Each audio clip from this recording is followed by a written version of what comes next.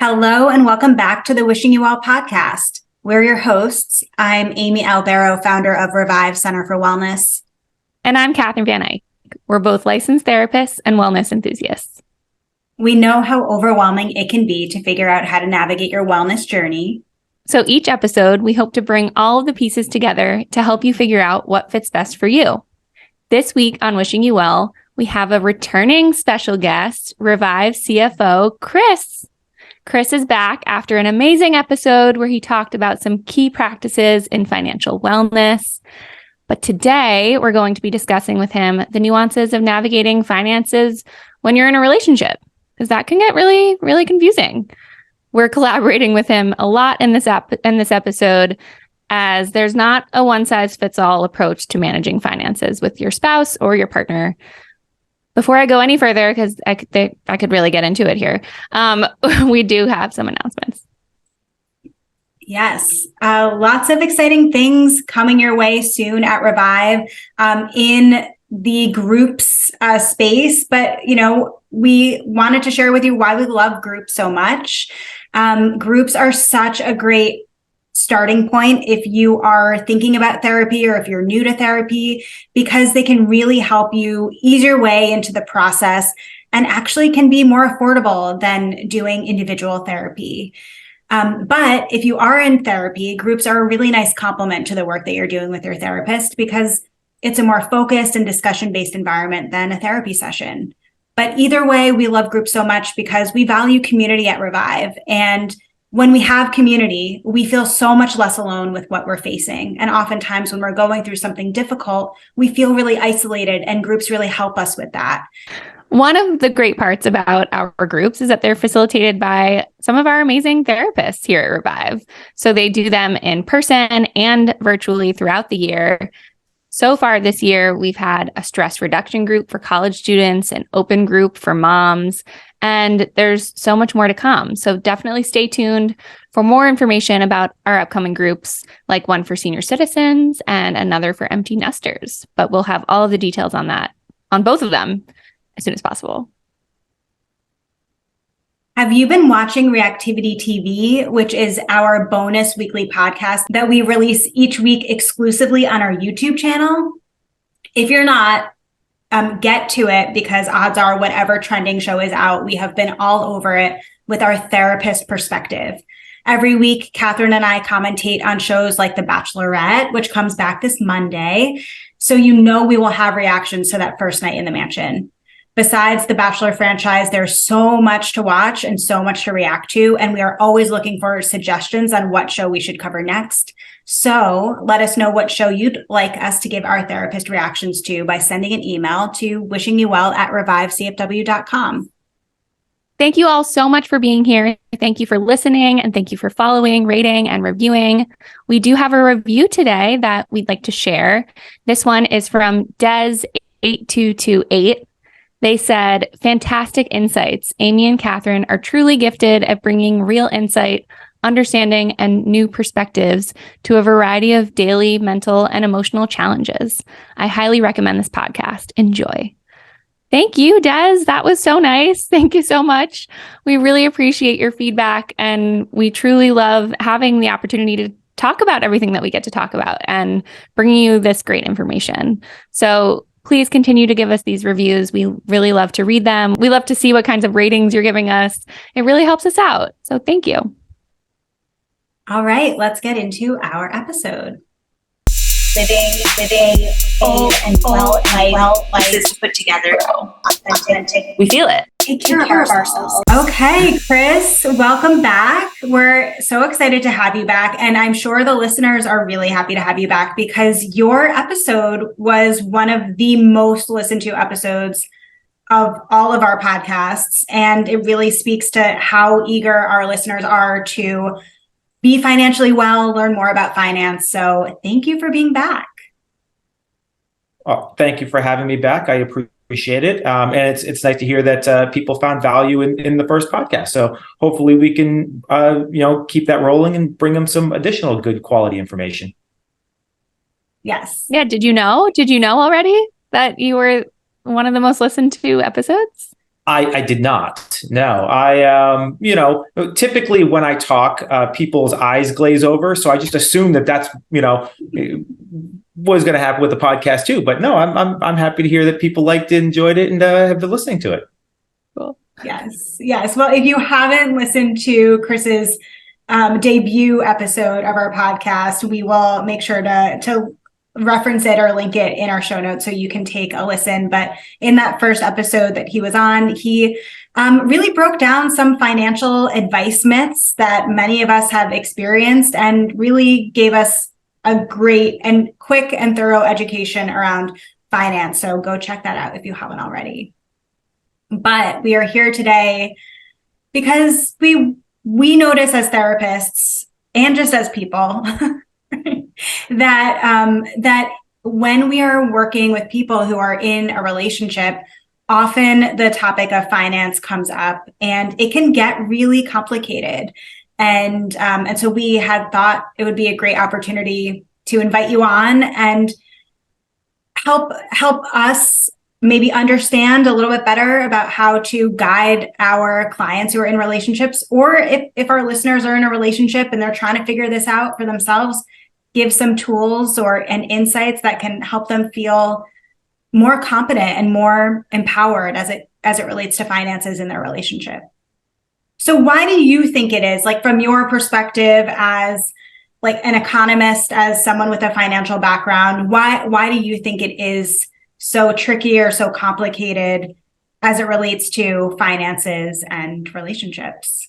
Yeah, it's a great question. I think you could spend a lot of time breaking this down, but at kind of a high level, I think that as individuals, we all have very different opinions and experiences with respect to money and finance.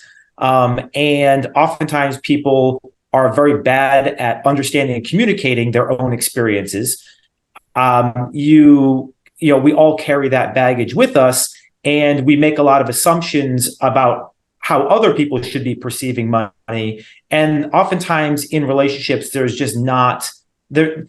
People are nervous or they're anxious about money. And so it's one of those topics that does not actually get discussed or talked about as much as it should before you get into a committed relationship, before you get married, before you move in together. And as a result, you really are, you kind of discover on the fly,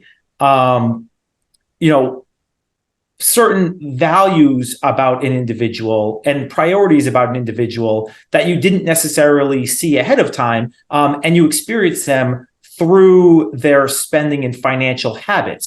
And that can be quite kind of jarring and quite shocking for people. And I think that's kind of one of the big reasons why it comes into conflict so much. The good news is that, if you are communicating and discussing and kind of understand what to tease out and what to ask ahead of time, you really can avoid a lot of conflict. Mm-hmm. Not to get too far ahead of things, but one really interesting statistics around divorce in this country is that outside of irreconcilable differences, which is kind of like a just catch-all, finance is the number one reason why people in polling say that they're getting divorced. That's actually not true in reality, though, right? It's that finances are the vehicle by which people fight. And it's kind of the easy thing to check the box on that everyone can relate to. But when you really dig down and when you do, various different studies and surveys and you really dig into the data and start asking more comprehensive questions, you find that in almost all cases, the conflicts of finance are really just sitting above the surface and bringing out conflicts that are related to other things, other values, and other priorities. It's this kind of interesting continuity within a relationship that both breeds conflict, but also covers other conflicts. Mm. Yeah, I love that you said that. Because we see as therapists all the time that people may come in with certain issues or like common arguments that they might have, and it could be around finances and money. But when we dig deeper, when we talk to our clients about the true nature of what's really going on, it's not always about money. There's so much more to it. And yeah, so you're right. That's just like across the board. Right. It's Yeah, sometimes it's like we think of it as like sometimes a symptom of maybe a deeper issue or a deeper challenge or problem. So I think that it's interesting to hear your perspective on it from the non-mental health side, that is statistically like what the data shows. But I want to get back to something that you started to say, which is around the communication around money and things like that. And as you were talking, it was making me think of our first episode that you were on, where we were kind of talking about all of the different feelings that people have about money and why money is so complicated on an individual level. And then we add in kind of another person who brings their own stuff along with it. But we're also told as like a society that there are three things that we should avoid talking about at all costs, which are money, religion, and politics. And so it feels like talking about money is such a taboo thing. And so like getting on the same page seems really important to do. And yet at the same time, we're sort of like instructed that this is just something that we don't talk about. It's interesting you bring that up, because this is one of those situations where people hear something and they over extrapolate, right? You're not supposed to talk about those things when you're at a cocktail party, when you're at a birthday party, when you're at an event. You absolutely 100% are supposed to talk about all three of those things when you're on a date. And the earlier the better. See, it doesn't matter what type of relationship we're talking about here. It can be a romantic relationship. It could be a business partnership. It could be, any sort of relationship where you are opting into this voluntarily. All of these types of relationships have to be founded on shared values, right? And what do shared values mean? Those are individually, we all have different values, right? We like to say as a wider community, as a country, we have a certain core set of values. Once you dig down, on the kind of the state and regional levels, we have, kind of different values depending if you're in the Northeast versus if you're in the Southwest. And then you get down to boil it all the way down to your family, right? Where your family has to be run with a core set of values. And one thing that is kind of really eroded over the last 50 or 60 years in this country is this concept of talking about values, making sure that we share a fundamental set of values. And there's nothing more core to a person than kind of understanding where they are with respect to their spending habits. Where are they with respect to their, political beliefs? And where are they with respect to their religious beliefs? These are all core fundamental factors of what make us who we are and what makes us and drives us into how we think about the world and the type of partner that we're looking for, whatever kind of partner that is. And so much of that has gotten lost. And so much of that is what also generates conflict. If you don't share values with somebody, then you will not be successful. It does not matter what kind of relationship it is. You're not going to be successful in that relationship. So the question then just becomes the question is, how do I tease out without being too overt about it? How do I determine if this person's spending and financial values and priorities are similar enough to my own without it feeling like I'm, maybe digging a little too deep or getting too personal or being judgmental. And there are definitely some tricks to do that. But it does take a little bit of understanding of like, what is it that I value first? And then once I figure out how to value that, how do I, pull that information out of somebody before I go ahead and marry this person or even move in with them or certainly have a child with them or something like that. So you're basically saying that like not enough, or people aren't having these conversations enough before getting into serious relationships, that they are diving into living together, being committed for years on end, getting married, and they're not even making this connection through all 100%. Of that. And it's not just on finance, it's on a wide range of other things. Like I said, finance is used as kind of a crutch to cover up other issues where people, don't share values, and it comes out in financial ways. But yeah, there's never, if you have chosen to say go on a date with somebody, it's never too early to start trying to figure out if you share values with that person. But how? You're on a really first date. What are you supposed to do from your financial opinion? Well, there's a lot that you just be aware of, right? I don't want to get too far ahead. If you're on a first date, you're certainly going to ask somebody about their background. And there's a lot that people can answer about their background that will tell you, can give you some hints about, where they were. If somebody grew up in Fairfield, Connecticut, where we all are, that tells you a little bit more about their likely economic status than somebody who, grew up in, say, Mexico, or grew up in Bolivia, or grew up in the UK, right? So you already have a starting frame of reference and then you just kind of can be aware as you ask questions and work through these conversations with people. Hey, can I tell you something? I'll give you an anecdote. I'll give you an example of something that really rubbed me the wrong way with a family member. So a family member of mine went out on a first date, and the person that they went out on the date with said, I really like wine, so I'm going to order this bottle of wine. And didn't really say, like, is this, well, actually, no, she did say, is this okay with you? Which bothered me because she just assumed that he was going to be paying for it. But also, what are you doing buying the most expensive bottle of wine on this menu on your first date? To me, that should have said red flag to my family member. Well, but there's a perfect example, right? Where exactly, like, you're on a date relatively early in the dating process.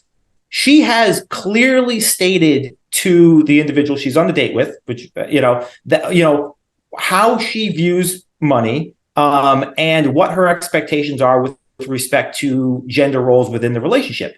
And those are core values. That's important to know. And, it doesn't matter whether or not he agrees or disagrees. If he disagrees, he can, not take a second date. If he does agree, great, they have a second date potentially, right? It doesn't matter what the other person's values are. And there's no need for somebody to be insulted if they don't share the values. But that's what you're trying to tease out is, okay, she engaged in this specific set of behaviors.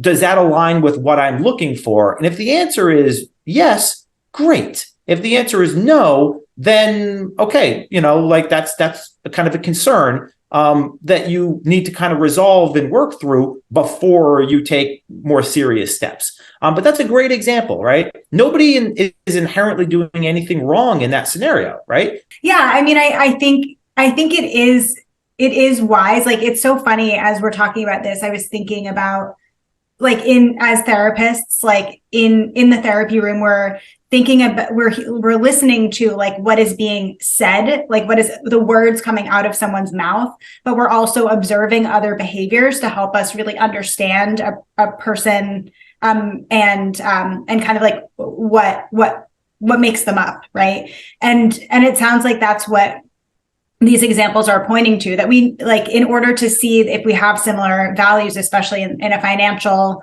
aspect of things, like, we really should be, like, trying to be mindful of, like, maybe little cues and clues that we might gather to learn more about this stuff early on, rather than, like, being completely caught off guard and surprised later on. Well, and it seems like you can, like, gather clues, like you're saying, like, gather some evidence. It doesn't have to be a very obvious, direct conversation necessarily. Like, tell me your credit score. Yeah. Exactly, right. And that's exactly how much money do you make? Early on, it's going to be a lot more inference and a lot more about teasing things out through behavioral patterns. And then once you get a little bit more serious and you've had real, true, serious conversations about things like, are we going to have kids, or do you want kids? Or if, once you've gotten to that point, you should be at a level where you can have a conversation about finances, right? But I guess what's like an important takeaway based on what you're saying is like, in order for people to maintain a level of like independent financial wellness, but also like financial wellness as in a relationship or even as a family, like we shouldn't be waiting to look for these like signs, signals, cues. Like if we want to remain financially well, like we should be looking for these things. And I think that's maybe a trap that people fall in, like, like we're just like still getting to know each other. Like this stuff doesn't matter, but it sounds like it's not romantic. Yeah. And it's not romantic, of course. Like the finance and the romance don't always go hand in hand. But it sounds like what you're saying is to kind of like delay even thinking about finance as it relates to the person you're sitting across from could have negative consequences. Yeah, and because a lot of people have this perception that somehow the financial piece is something that you'll learn and train out of somebody or get them to do what you want to do. But what's discounted in that concept is that we, as I kind of said earlier, we bring so much kind of emotional baggage and psychological baggage with respect to finances because of how we were brought up in our life experiences, that there really is a massive, massive psychological component to finance that is discounted, that people just sort of brush aside and don't really consider and think about. It's actually very, very, very difficult to get people to change their perception of money because their perception of money is oftentimes rooted in their entire upbringing, right? How your parents handled money, how much money was available. Do you have an abundance mindset or do you have a scarcity mindset with respect to it? Did you live in a household where you had massive Christmas presents every year, or were you in a household where you were lucky to get one? Or you just never had it, right? All of this is wrapped up in how we will view finance now. And it's not as simple as, hey, budget and spend a little bit less money on that X thing. You really have to drive all the way down and dissect into a person's entire psychology. And that's your field, not mine. But I would imagine that is not an easy or trivial thing to do for a trained professional, let alone for somebody who's just hoping that this is going to be a partner of theirs, and somebody they might be able to marry and have a family with or have a life with.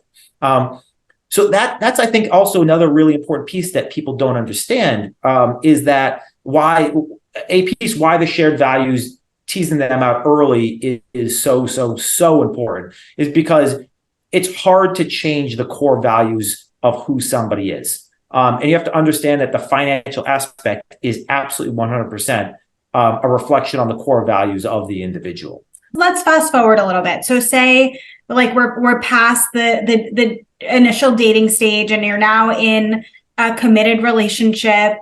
And there are so many questions around like, okay, so what do we do with our money? Or is it our money? Or should we share finances? Should we not? Should we keep things separate? Like, is there an answer like that is across the board true? Or is this one of those, it depends or somewhere in the middle? It's definitely, it depends. So there's a lot to kind of break apart here. But it, again, starts with your shared values. Why are the shared values so important? It's because fair as a concept doesn't exist in reality, right? It's sort of this intangible concept that doesn't actually exist because fair is extraordinarily subjective. And oftentimes what one person finds fair is not what another person finds fair. And so the only way you determine what is fair in how you decide to allocate your resources is if you share a common set of values, goals, and priorities. Because if you don't share those, you'll never agree on a concept of fair, right? Fair is one of the worst words in the English language because it is used as, as this tangible, discrete concept when in fact it's so individual to each one of us. But before you even get to all of that, the first question you really need to always be asking yourself is,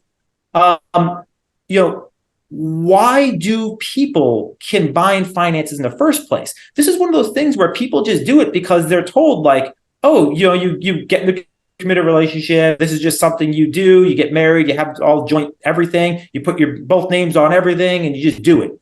But like very few people stop and ask, like, but why? Like, what are you actually gaining by combining finances? And do those, pros outweigh the potential cons, right? So why? Like, what are you actually getting by combining finances? There's a couple things. The first thing is it makes for beneficiary related stuff easier, right? If one person, time is going to get all of us. When one person, their time expires before the other one, it makes it very clean and easy where all the resources go, where all your money goes, where all your assets go. That is actually very, very nice, because dealing with that externally is expensive and time consuming and annoying. And then you get taxed every which way on that money. It makes it a lot easier to deal with joint expenses and things of that nature. It makes it a lot easier to deal with kind of things that really should be jointly owned and are joint assets. And it really can create a lot of transparency with respect to what you actually have, right? Once you've combined finances, everybody within the union can basically look and say, oh, that's what I got. That's what I got. And now it can easily be audited, right? So what are the downsides and drawbacks? Why would people not want to combine their finances? Well, a lot of it is actually, kind of related to inheritance law and things like that. But interestingly enough, assets pass to a beneficiary, but liabilities don't. What does that mean? It means if you have $1 million house and $1 million in credit card debt, your $1 million house will pass to, if the man dies, it'll pass to his wife. But that credit card debt won't. So she'll walk away with $1 million house and no credit card debt if they have separated finances. So those are some things to really consider why you may not want to completely join your finances, because the assets stick around, the liabilities go away. What about, some things being combined and still maintaining like some independence or like separation with financing? Like, I mean, obviously people do that all the time. Yep. Like, is that, what do you think about that? Yeah. So, well, this is where it starts to kind of come together, and like how, we talked about kind of the concept of fair, like what is fair, right? And ultimately, what I like to say is, fair is the arrangement that gets you to your shared life goal, right? And so let's back up for a second. I haven't talked about a life goal yet. Like, a lot of people come in, they say, hey, I hear that we got a budget and we got to make like a financial plan and all this other stuff. That is true, but it is kind of incorrect. You do not start when you are a couple moving to the next stage and want to consolidate, and finance and stuff.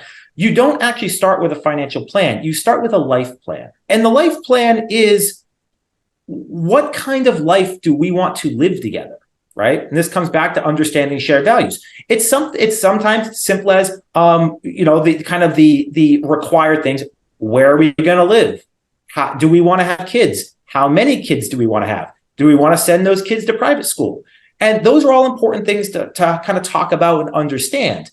But there's also the secondary piece. And that secondary piece is, how many vacations do we want to take?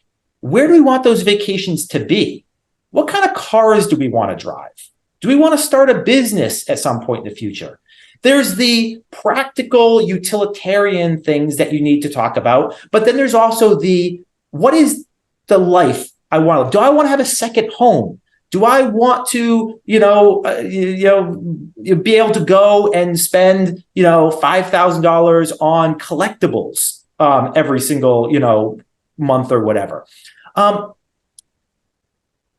Once you determine what your life plan is, where you want to be, then you use that to inform your financial plan, right? And your financial plan and your life goals inform what you're going to do with respect to a carve up of assets. How do you combine? How much do people pay? Because the universal answer that is true. If you are looking for one sentence, one answer, what is true and fair and what is the right thing for everybody to do with respect to carving up the finances, that one sentence is you do what is in the greatest service to your life plan. It's as simple as that. But that also requires you to have the life plan. And that life plan is also obviously teased out by understanding the common shared values and all of that other good stuff. So are you saying that as long as it goes along with somebody's life plan, that whether they choose to have joint finances or have something separate, something's not, or have everything separate, that as long as it goes along with that life plan, and they're being intentional about it, then whichever way that they want to go about it works for them? In essence, so let me give you a quick anecdote. I had a friend of mine who won $50,000. He was not wealthy, and most of his friends were not wealthy. This was many years ago. He had $50,000 burning a hole through his pocket, and he wanted to go and do fun stuff. None of his friends could afford to do fun stuff, but he now could. And doing that fun stuff, he wanted to do it with his friends. And so the option was, I do nothing, I do it alone, I do it with people that I don't want to do it with or don't necessarily care or have a relationship with, or I pay for all of my friends and I get to go do this cool thing that I really want to do. He chose the last one. I'm just going to pay for all my friends so that I can go and do this amazing thing that I really want to do, that I feel like is going to make my life better. That was the right call. And a lot of people are like, oh, well, all these people are taking advantage of you. That might be true, but that's a different argument. The reality is that this is something that he valued and he wanted to do, and it brought him a tremendous amount of value doing it with his close friends. Mm-hmm. And if the only way he could do it was by paying for them, then that's what it is. And that's just a guy with a couple of his buddies. In a relationship, everybody should approach a romantic relationship this way, right? So I can use myself as an example. When my wife and I got together before we married, I made about 7 times what she made. And, we were still relatively young. She was, early in her career and whatnot. I wanted to do a lot of things. I wanted to go on vacation. I wanted to go bowling a lot back then, before I found out she hated it. That was back when she wasn't sharing her values with me. I wanted to do a lot of things like that. I wanted to go out and have great dinners in New York City and all this other stuff. But the reality is I made 7 times what she made. There was no possible way that she could contribute. And we started living together very quickly in our relationship, certainly inside 1 year. So I basically paid for everything and all that. And I'm perfectly okay with that. Why? Because I had a great time with a individual that I loved and enjoyed spending time with. And if I sat there and spent the entire time nickel and diming saying, oh, well, I put in X amount and you put in, basically 1/5 of what I put in, did that get me to ultimately the goal? Did that allow us to do the fun things that we did and have the greatest experience?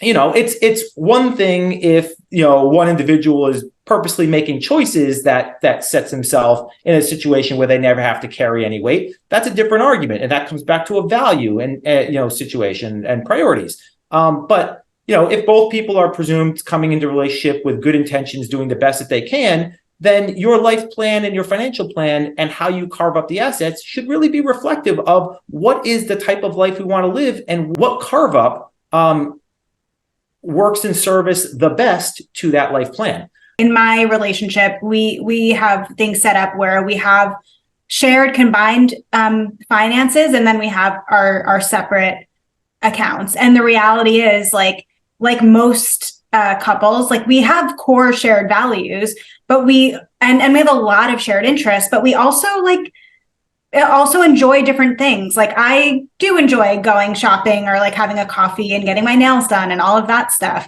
And, my husband is more into, I don't know, he has like some hobbies that are a little bit more expensive that don't really kind of relate to our life plan. Both of us have things that, like, of course, are on our life plan that we are all in on. And then there are probably things that are on our individual life plan that doesn't exist within our couple life plan, if that makes sense. And so that's like where our like more independent accounts come in. Where like I have like the freedom to spend as much as I want on Amazon, as long as it fits in with my like independent financial goals, but it doesn't detract from our life plan. And I think that's, for me, what's like felt really helpful. And that's what's felt quote unquote fair, is that like I don't feel the weight of if I spend this amount of money on Amazon, it is detracting from my ability to help us grow toward these financial goals that I have. And so that's the way that I've been able to, no pun intended, kind of like negotiate the shared versus independent finances. And again, like as we're saying, like it all works differently. I think a lot of listeners might be curious though about how you decide, well, what goes to my personal account versus what is joint together. So that is there still a level of transparency that might be there a lot more obviously when everything's together? Mm-hmm. Oh yeah, I feel like there's even more transparency, that this isn't like money that I'm hiding or anything or like squirreling away. It was kind of a conversation that we both had in terms of like, what do you think makes sense for me to keep for myself that helps me feel like I'm not needing to like borrow from our like joint account, like to give me an allowance, so to speak. Like what do you think will help me feel kind of like fulfilled and having the freedom that I want, and also having this balance of like kind of giving us what we want. And so it was a conversation. It was like a decision that we both came to. And because that amount of money was in a sense decided on so that we can still like build toward the financial goal. My as we talked about in our values episode, like my marriage is one of my top 3 values. And so like all of the decisions I make have to make sense for my one of my biggest priorities, one of my biggest values. And so it was a very transparent thing. I mean, we talk about, as much as in the first episode where we had Chris on, I had said like, ooh, like money, it's very anxiety provoking for me. In being married to someone that is more comfortable just talking about finance and money, it's made it a lot easier for me to talk about these things and kind of get them out in the open. But like, there's no kind of secrets, I guess, as it relates to the financial piece. Like, will boxes show up on our front porch? And my husband's like, what the heck is going on? Like, sure, that happens from time to time. But it's not like he doesn't have an awareness of like what I'm doing with my money. Yeah, there's so many things to touch on there. So, I like arrangements where, again, you're setting your life plan. As part of the life plan, it's determining, okay, what do we think it's going to cost to do these aspects of the life plan? And the first thing you do is obviously you got to pay your immediate expenses, like just groceries, keep a roof over our head, whatever. And then you're deciding how much can we realistically contribute towards, or what choices and decisions do we have to make in order to hit our life plan? That could be, things like where I live, career choices, things like that, right? Going back to school or whatever, right? And once you've really figured out, okay, how much do we need to execute on our life plan and be comfortable and have stability and a safety net there, then you kind of basically see what's left over And that's really kind of your spending money. So a question that came in after the first podcast, with which I get this question a lot, and I probably should have gone over it a little bit in the first time I was on, but somebody says, how long you say that I have to budget? How long and how granular do I actually have to keep doing this? Like, me with all these years of experience, am I still granularly budgeting everything all the time? And here's the answer to that. You need to budget as long as it takes for you to understand and be disciplined in your spending. Do I budget every last penny I spend? If it's a business expense, yes, right down to the penny. If it's personal finance, I basically have really, I've reached a point where I understand what I spend. So I budget for my major expenses. And then I've sort of just got this catch-all bucket. And that catch-all bucket is discretionary fund spending that Chris doesn't really have to track anymore. It's just, he knows that this is money he can spend and it doesn't matter anymore, right? But it takes a while to get to that point. Well, in a relationship, you kind of have that kind of similar situation. Once you've got your life plan and you're putting aside together collectively saving what you need or investing or doing what you need to do to execute on your life plan, the money left over at that point, you have that's the stuff that really causes the conflict in relationships. Is this our money or is this each of our money independently? And that's, I think, the bigger thing, because look, the mortgage is the mortgage. At the end of the day, it's got to get paid. And if one person makes significantly more than the other one, practically speaking, they're probably going to end up paying more, whether or not they think it's fair or not, right? And that's how math works. But once all the expenses are paid and now they're trying to reconcile out, well, with all the money left, am I the type who cares about a 50-50 split? That's what my value is. Well, that means that one partner may have significantly less in discretionary spending or might even be basically negative. Again, you come back to the values of an individual. Otherwise, you're always going to grow resentful. And that's always a big concern. For couples who maybe are like a bit more financially strapped or don't see this bigger picture, they're not looking, they don't have this plan. They're just falling into these arguments over and over again, and they're not talking about it. They're just arguing about it. So they're not getting down to the nitty gritty. They're not getting to the foundational points of value systems and life plans and financial plans. They're just arguing. And like Amy and I see clients like this all the time. And maybe this is a question for both therapists and and CFO, but like where would you suggest, or how would you suggest that they breach that kind of pattern and start to have these more productive, more effective conversations? Yeah, it's actually, believe it or not, counterintuitive. But you actually don't talk about finance in your financial conversation. You're talking about the life goals. But when you're talking about your life goal and your life plan and like where you want to be and what you want to do, what you really shouldn't do at the start of that is actually start talking about what it's going to cost. You actually don't start talking about what it's going to cost until conversation 3, 4, 5. And so if I'm in a relationship with somebody and we're just fighting over money all the time, the way I approach it is I come into the room, I pick my time where I think there's going to be a good receptiveness to the conversation. I'm going to basically say, like, forget about money for a second. Can we just talk about what it is we want? Where do we want to go and what do we want to do? And like, just set some basic frameworks around the life that we're trying to live. Forget about where we are right now. Like, we can wave a magic wand and like where we want to be in, say, 5, 8, 10 years, whatever timeline you want to go. I wouldn't go more than 10. I wouldn't go less than 5. Like somewhere between 5 and 10 years. Where do you see us being? What do you want to do? And ignore for a second the finances, and just come together on that core idea of who you are as a couple and where you're going as a couple.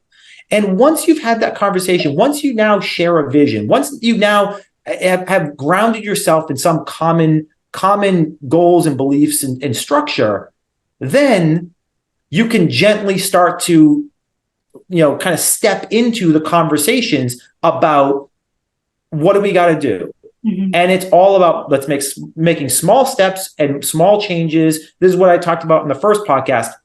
Why I hated why I hate no spend months and stuff like that, because you just can't change behavior like that overnight. It just doesn't work. You have to take small steps, marginal steps repeatedly over and over and over. And once you've made, one small step, and that's now ingrained in you and you're disciplined to do it. Now you make another one and another one and another one. And over 5, 7, 10 years, you can put yourself in a completely different situation.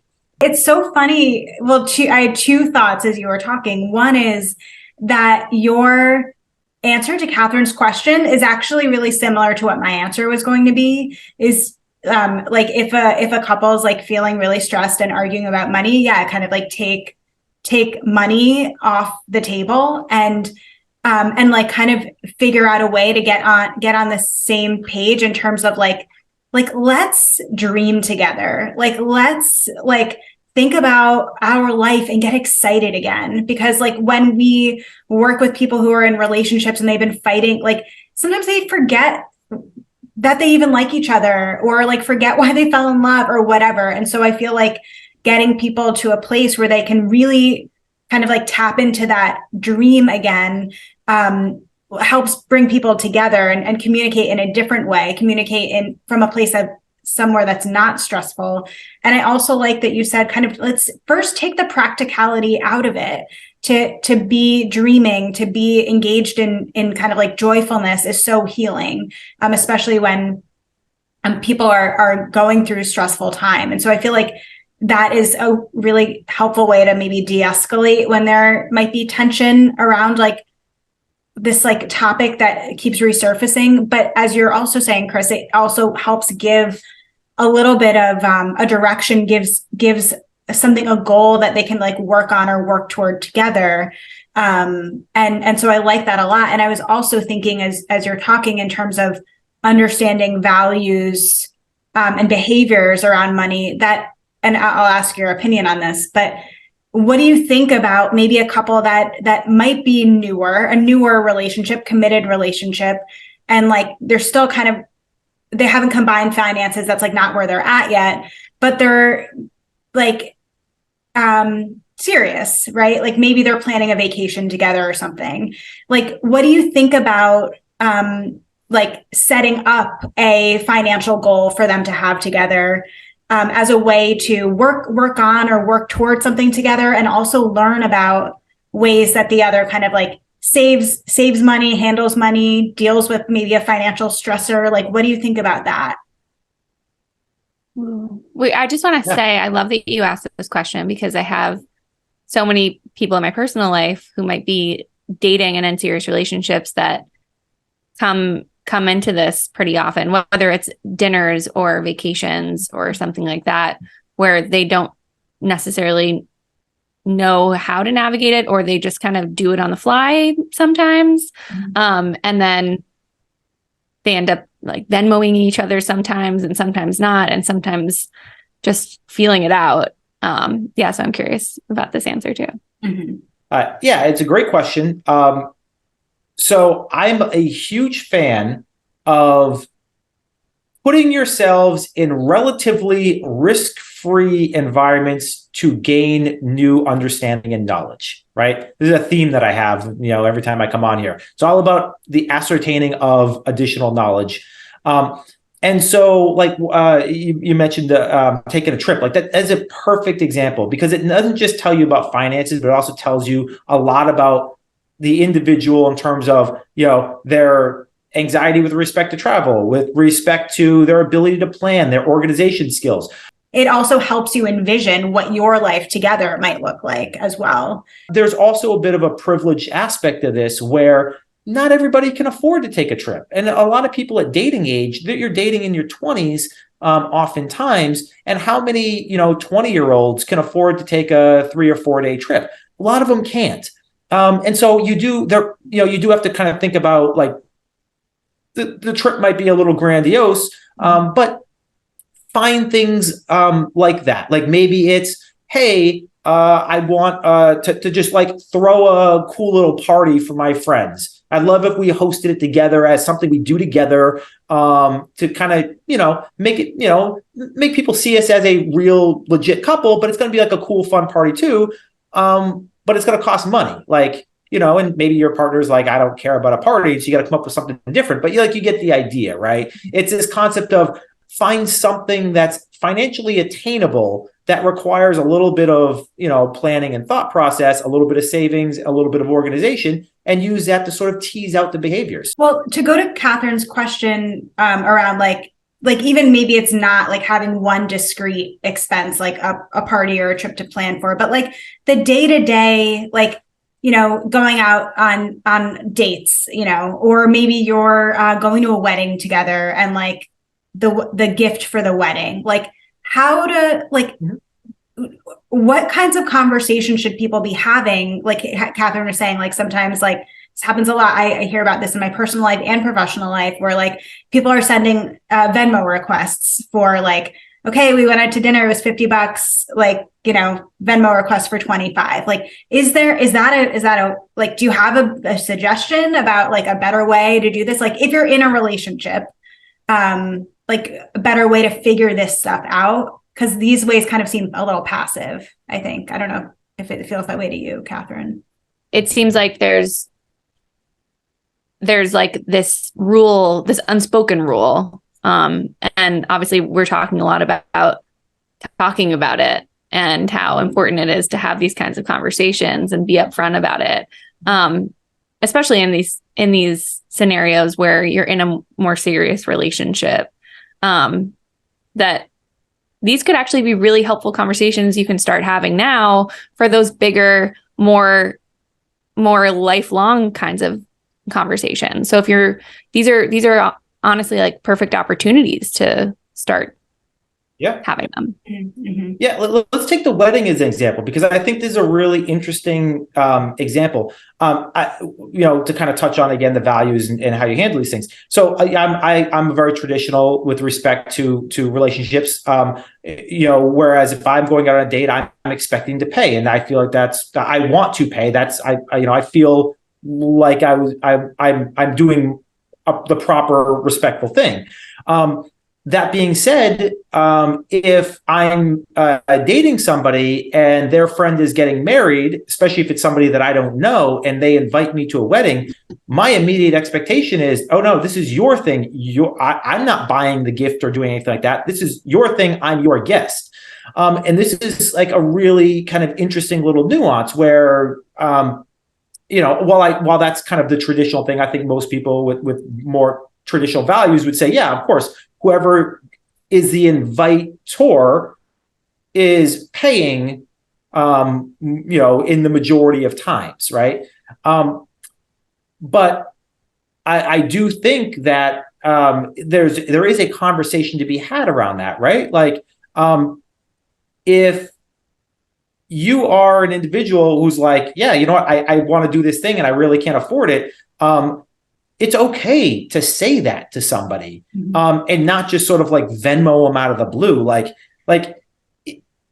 if you are nervous telling somebody something, that in and of itself is information that's worth knowing, right? It's information worth considering. Why am I nervous to talk about this with somebody? Is it my issue, or is it that there's something about this person that I don't trust? And if you aren't comfortable talking to somebody, and this is a philosophy that I follow for all aspects of my life, and I recommend it to everybody. If you are not comfortable talking to somebody about the specifics of what you're about to do, then you shouldn't be doing it. Period. In all aspects. That's from intimacy to finances to home ownership and backyard, like whatever it's going to be. If you will not discuss the intimate details about your decision with the person that you're involved with or trying to involve, then you're probably not at a stage of that relationship or comfort level where you should be doing that thing. If you can't say to the person, hey, I want to take you to this wedding, I can't afford it, to do the whole thing myself. So if you come, you'd have to pay. And that makes me feel lousy, or maybe it doesn't make me feel lousy, but that's just the reality.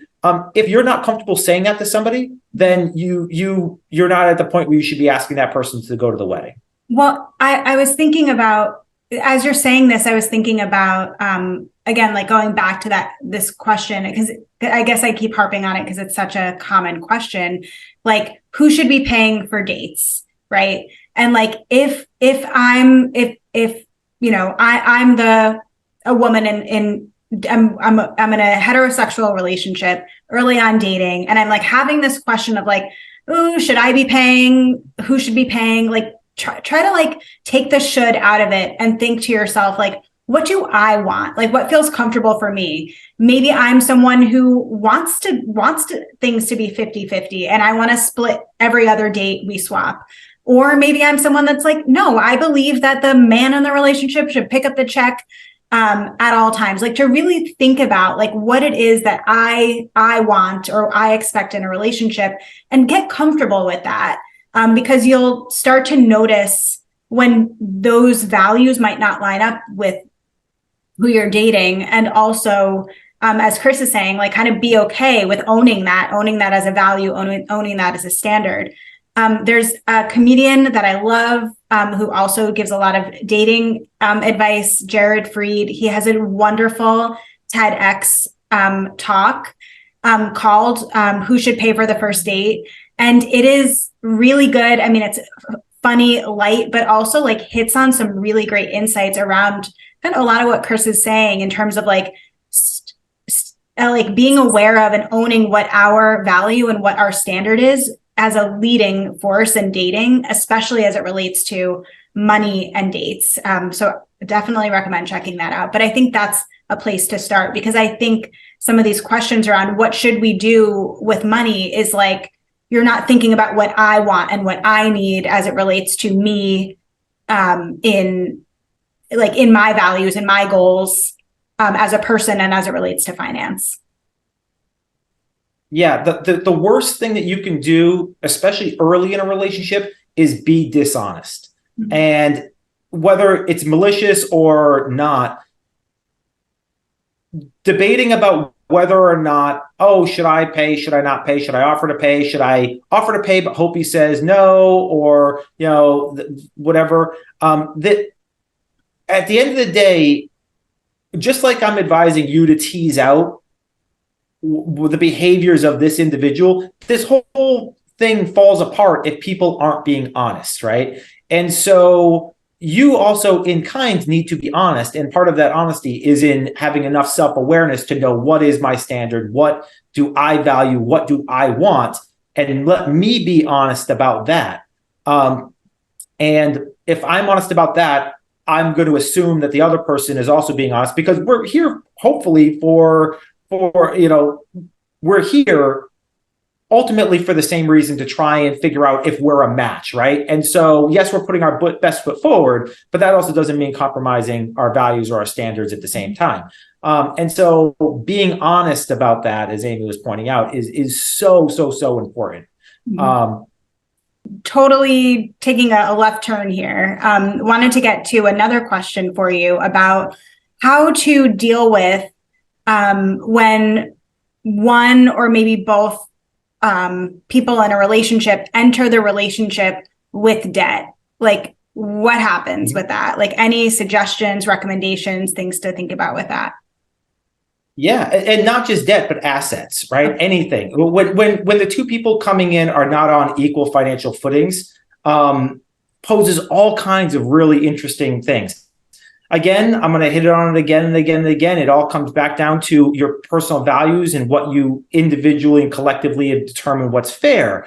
But like from a more concrete level, this is a real serious problem that happens all the time. I mean, the number of stories of somebody like, oh, I went and I got married, and then I found out after the fact that the person's got, $30,000 in credit card debt. I mean, the reality is that's a little bit on you, because you should have asked about that. Right. How? And how do you ask?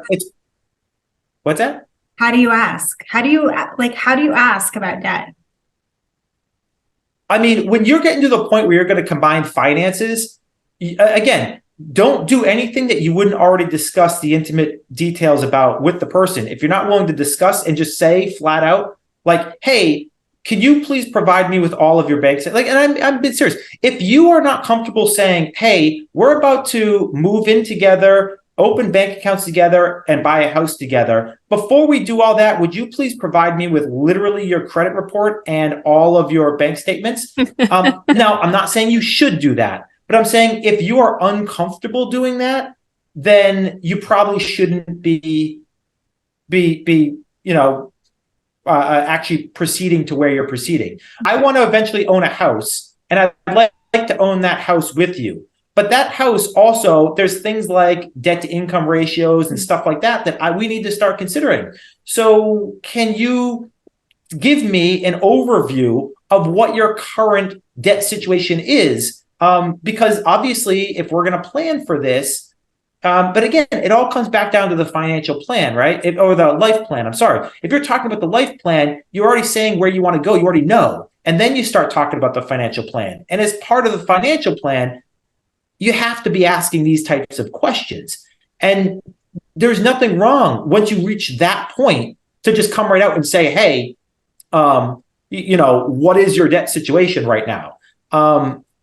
You definitely should be at that point before you're moving in with somebody and buying houses and having kids and getting married and whatnot, right? These are important things, but it happens all the time. People just don't. And so what do you kind of do in that situation, or what's fair with that?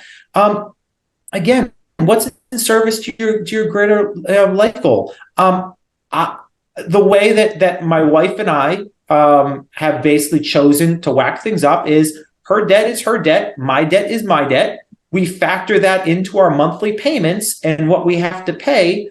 But her debt was her debt and my debt was mine. And this was debt incurred on the asset side of things prior to getting married. Prior to getting married, yeah. Well, prior to getting married, because debt really doesn't. The debt's not really a big thing until you start doing.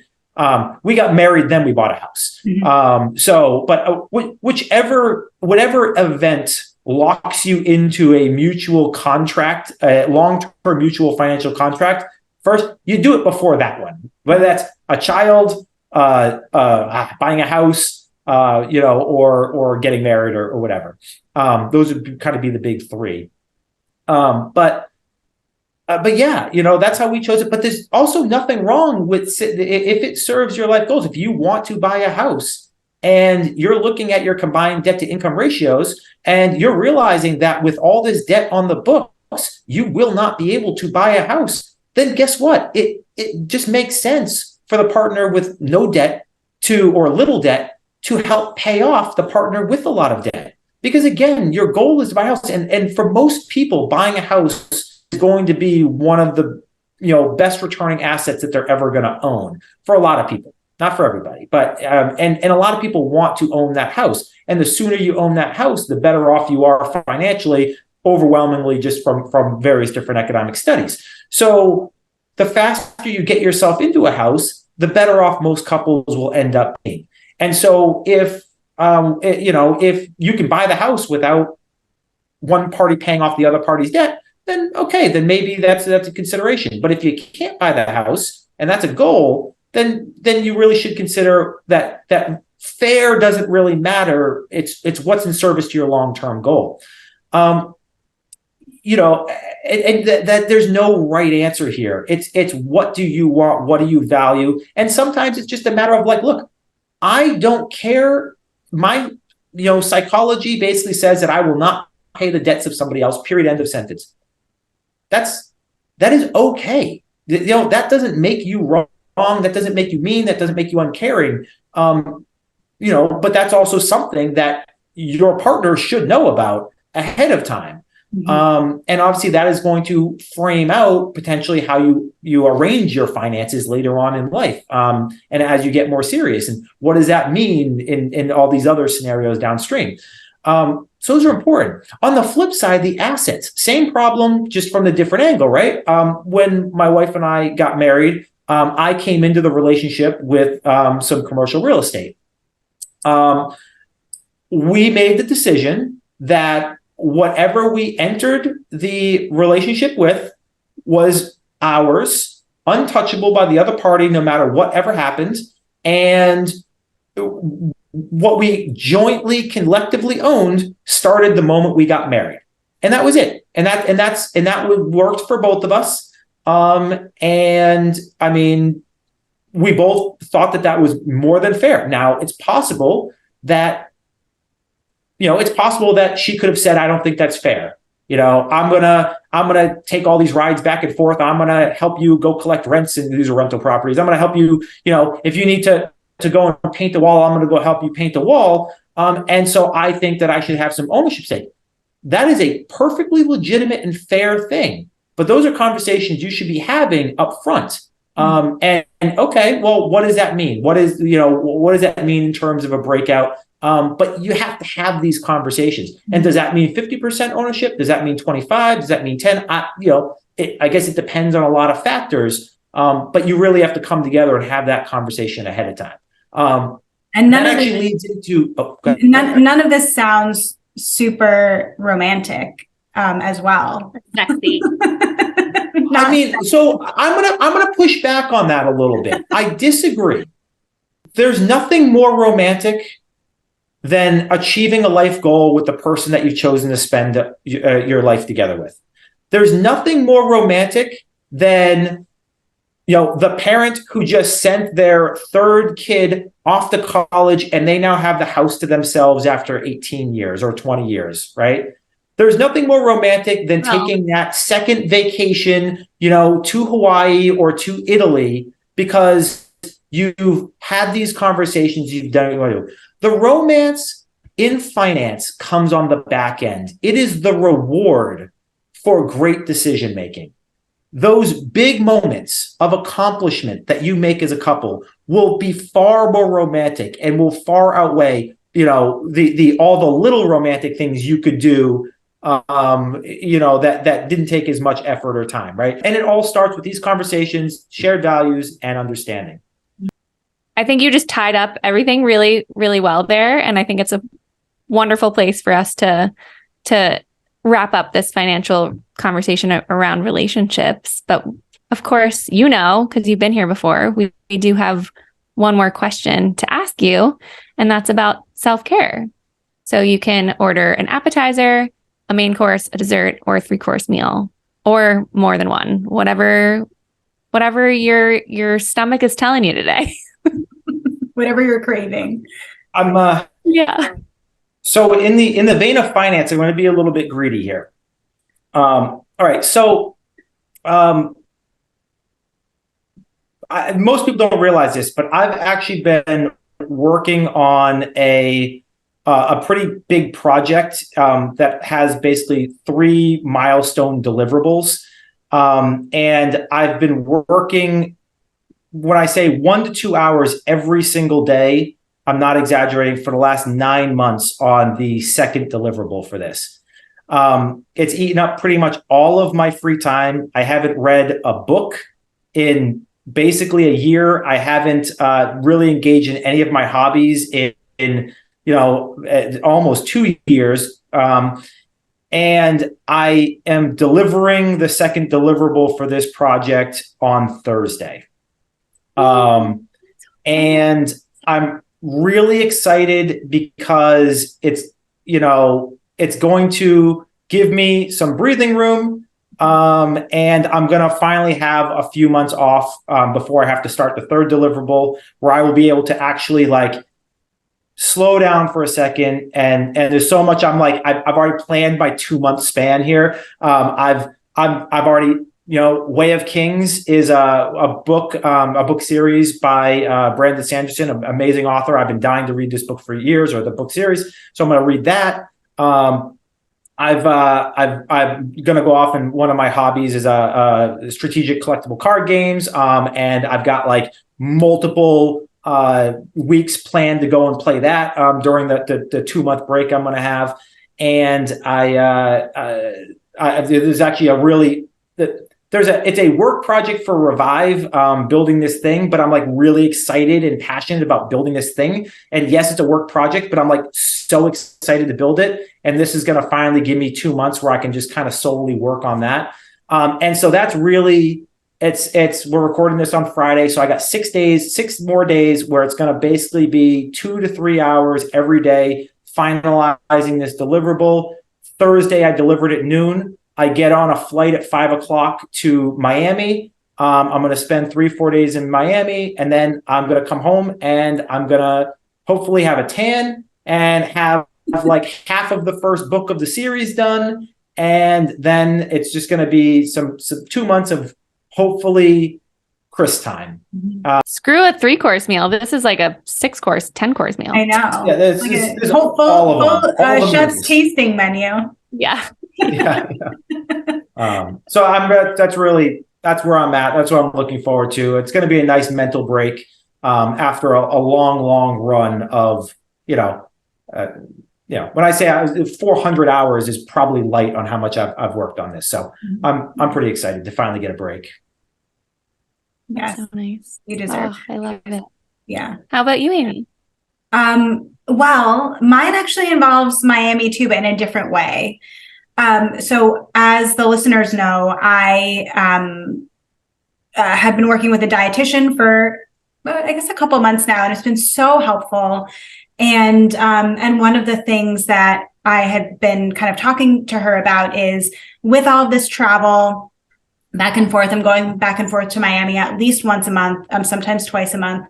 Like, it really throws me off my routine and off my schedule. And now that I've kind of like figured out what's going on with me health-wise, I want to try to stay as consistent as I possibly can be.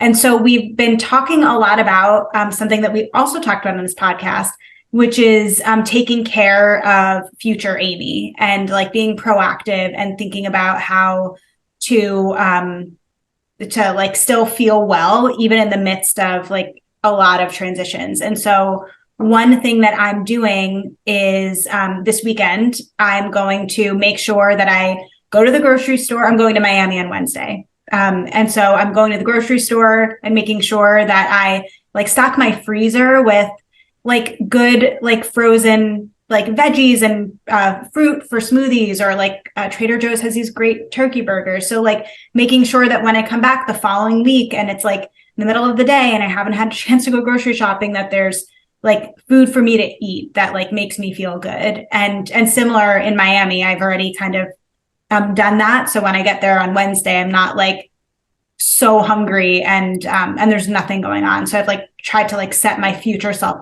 up for success in that sense. So that's feeling really good. Like feeling like I feel at ease, like in having a plan and having some consistency. So yeah, thinking about future Amy for my self-care menu this week.